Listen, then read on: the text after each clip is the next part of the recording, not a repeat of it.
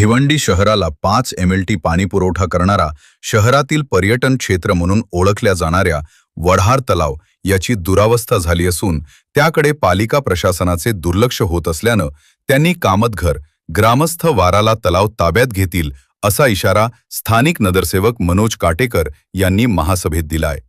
वढार देवी मंदिरा शेजारील तलावाला धार्मिक अधिष्ठान असून या तलावातून 1965 पासून 2 MLT पाणी पुरवठा केला जात होता।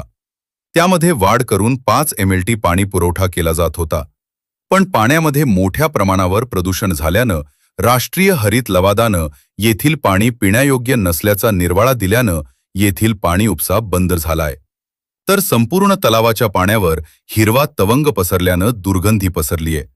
अशा परिस्थितीमध्ये पाण्याच्या स्वच्छतेकडे पालिका प्रशासन दुर्लक्ष करीत असल्यानं स्थानिक नगरसेवक शिवसेना शिंदे गटाचे गटनेते मनोज काटेकर यांनी गुरुवारी महासभेत हा मुद्दा उपस्थित करीत पालिका तलावाकडे दुर्लक्ष करणार असले तर हा तलाव कामतघर ग्रामस्थ ताब्यात घेतील असा इशारा दिलाय। जिल्ह्यातील एकाही महानगरपालिकेकडे स्वतःचा तलाव पाणी पुरवठा करीत नसताना भिवंडी पालिका एकमात्र आहे ज्यांच्याकडे असा साठा आहे ज्यामधून शहरवासियांना पाणी पुरवठा केला जातो।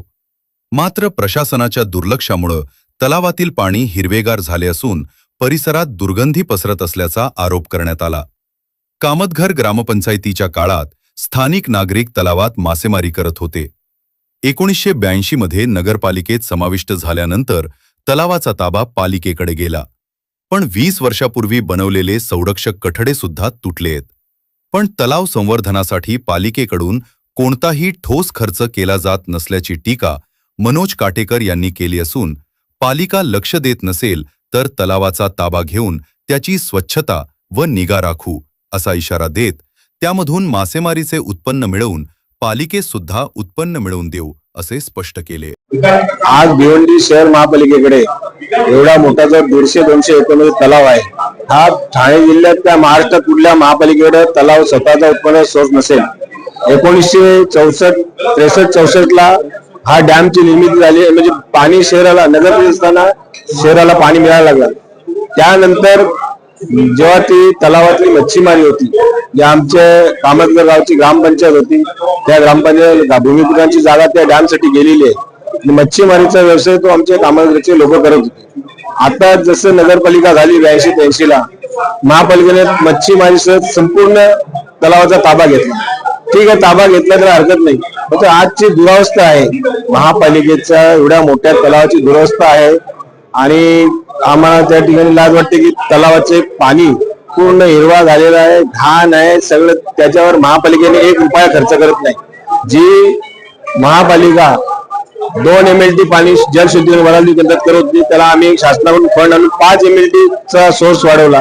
स्वतःचा सोर्स न वापरता आम्ही पाण्यासाठी इकडे घालतो, स्टेमचा पाणी वापरतो, त्यांना पैसे देतो। आमचा सोर्स चालू झाला तर किती चांगली गोष्ट आहे, त्यावर पूर्ण प्रशासनाचं दुर्लक्ष होत आहे। म्हणून आम्ही महापालिका आज मी इशारा दिला आज महासभेमध्ये की आमचे स्थानिक भूमिपुत्र आज वराल देवी तलाव ताब्यात घेणार, स्वच्छताही ठेवणार, मच्छीमारी करणार, महापालिका उत्पन्नही देणार, परंतु तलावाची देखरेख आम्ही व्यवस्थित करणार आहे।